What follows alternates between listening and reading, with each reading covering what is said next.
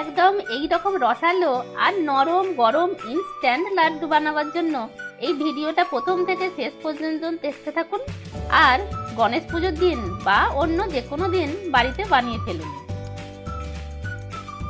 তো নমস্কার বন্ধুরা, মাই কিচেন কর্নারে আজ একটা মিষ্টি পর্বে আপনাদের সবাইকে স্বাগত। আশা করছি আপনারা যে যেখান থেকেই এই ভিডিওটা দেখছেন সবাই ভালো আছেন। এই মতিচুর লাড্ডু এতটাই রসালো হয় যে 3-4 দিন পর্যন্ত এর রস শুকনো হয় না। চলুন বন্ধুরা, শুরু করা যাক আজকের রেসিপি।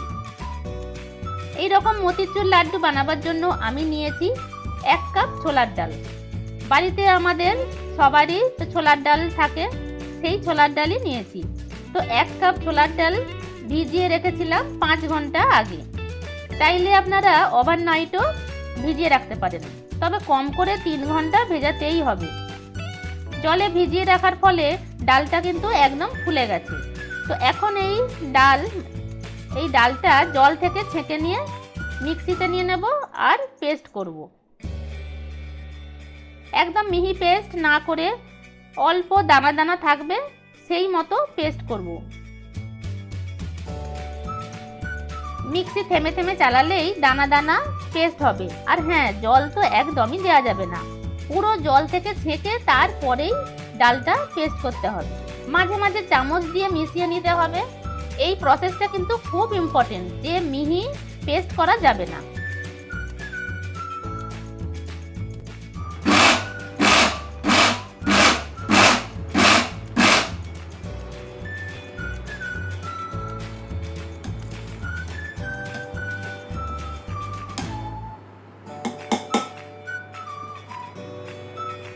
এই দেখুন, এইভাবে দানা দানা বোঝাই যাচ্ছে।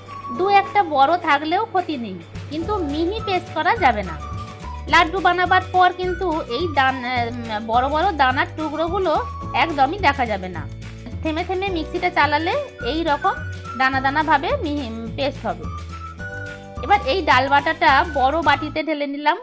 চামচ দিয়ে মিশিয়ে নেবার পর ছোট ছোট বল করে নেব। এগুলো আমাকে বড়া বানাতে হবে। না, ঠিক বড়া না, টিক্কির মতো করে বড়া করতে হবে। এইভাবে চ্যাপটা করে নিয়ে তারপর ফ্রাই করতে হবে। যতটা সম্ভব পাতলা পাতলা করে টিক্কিটা করে নিয়ে ফ্রাই করতে হবে। একদমই ইজি স্টেপ, সবাই পারবেন।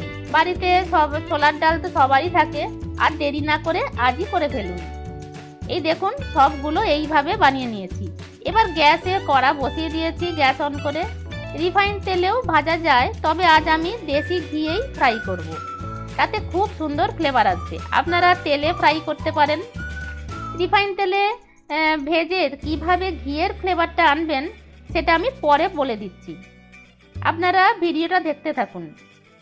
এখনো পর্যন্ত যদি রেসিপিটা ভালো লেগে থাকে তবে লাইক করে দিয়ে শেয়ার করে দিন আপনার সেই সমস্ত বন্ধুদের মিষ্টি খেতে যারা ভালোবাসে। ঘি গরম হয়ে গেলে লো ফ্লেমে বড়াগুলো ভাজতে হবে ধীরে ধীরে। কিছুক্ষণ পরেই ভাজা হয়ে গেলে উল্টে পাল্টে দিয়ে ভেজে নিতে হবে। খুব বেশি কড়া বা লাল করে ভাজার দরকার নেই, 2 মিনিটের বেশি ভাজার দরকার নেই। এগুলো ভাজা হয়ে গেছে, আমি তুলে নিলাম। দেখুন, আওয়াজ শুনেই বোঝা যাচ্ছে কতটা ক্রিস্পি হয়ে গেছে এই 2 মিনিটে। তো পরের ব্যাচের বড়াগুলো একইভাবে ভেজে নিতে হবে।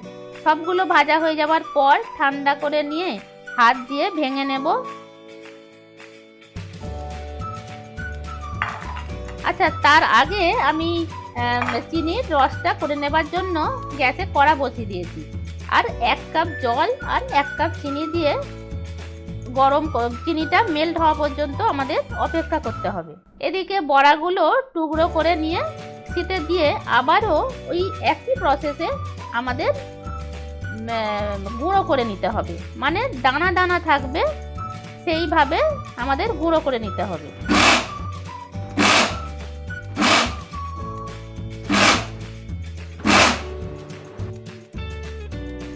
একদমই মিহি গুঁড়ো না। এই দেখুন, এই রকম হবে গুঁড়ো করার পর।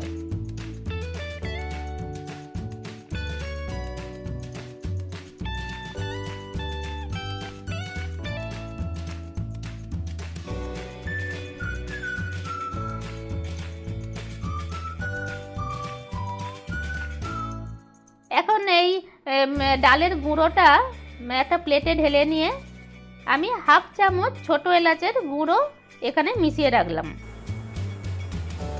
এখন চিনির রসটা ভালোভাবেই মেল্ট হয়ে গেছে। আমি দিয়ে দিলাম 1 পিঞ্চ কেশর কালারটা দিলে বেশ দোকানের লাড্ডুর মতো কালারটা আসে, তাই দিলাম। কালারটা না দিয়েও করা যায়। আমি খুব অল্পই দিলাম। রসটা খুব বেশি ঘন না করে জাস্ট একটু চটচটে ভাব এলেই গ্যাস অফ করে দেব। আর রসটা গরম থাকতে থাকতেই ডালের গুঁড়োটা যেটা ডালের গুঁড়ো করে রেখেছিলাম ওটা দিয়ে দিলাম। রসের সাথে ভালো করে মিশিয়ে নিতে হবে আর 10 থেকে 15 মিনিটের জন্য ঢাকা দিয়ে রাখতে হবে।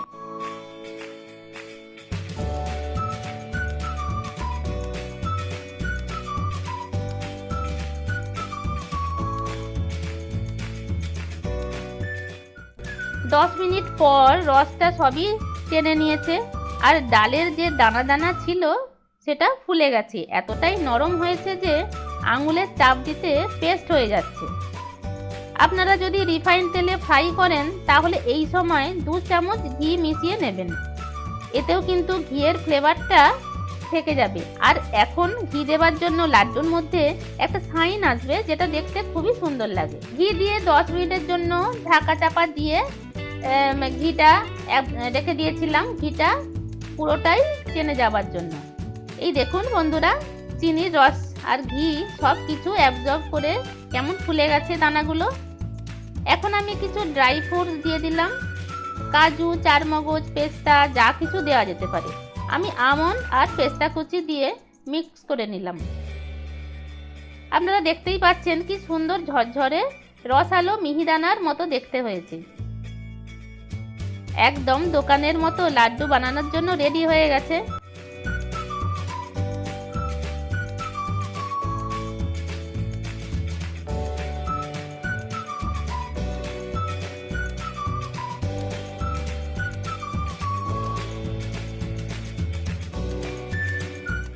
এখন হাতের তালুতে রেখে গোল গোল করে লাড্ডু করে নিতে হবে। খুব বেশি চাপ দিয়ে না করে হালকা করে ঘুরিয়ে নিলেই কিন্তু লাড্ডু হয়ে যাবে।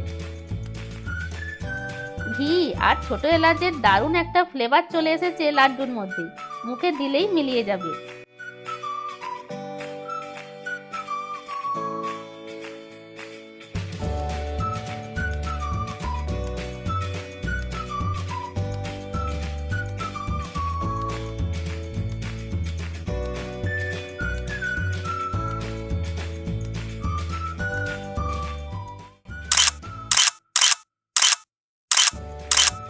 একদম সবগুলো বানানো হয়ে গেছে। এখন আমি একটা ভেঙে দেখাবো ভেতরটা কেমন দেখতে লাগে। কি দারুণ ভেতরটা লাগছে, তাই না? রসালো আর নরম যে হয়েছে দেখেই বোঝা যাচ্ছে, খুব টেস্টি হয়েছে। তো এই রেসিপিটা আপনারা অবশ্যই করবেন আশা করছি। আর যদি করেন আমাকে একটা কমেন্ট করে জানাবেন, খুবই ভালো হয় খেতে। যদি ভিডিওটা ভালো লাগে তবে অবশ্যই সাবস্ক্রাইব করে দিয়ে আমার সাথে থাকুন। এই রকম আরো ইন্টারেস্টিং রেসিপি নিয়ে হাজির হয়ে যাব পরের পর্বে। আপনারা ভালো থাকবেন, সুস্থ থাকবেন।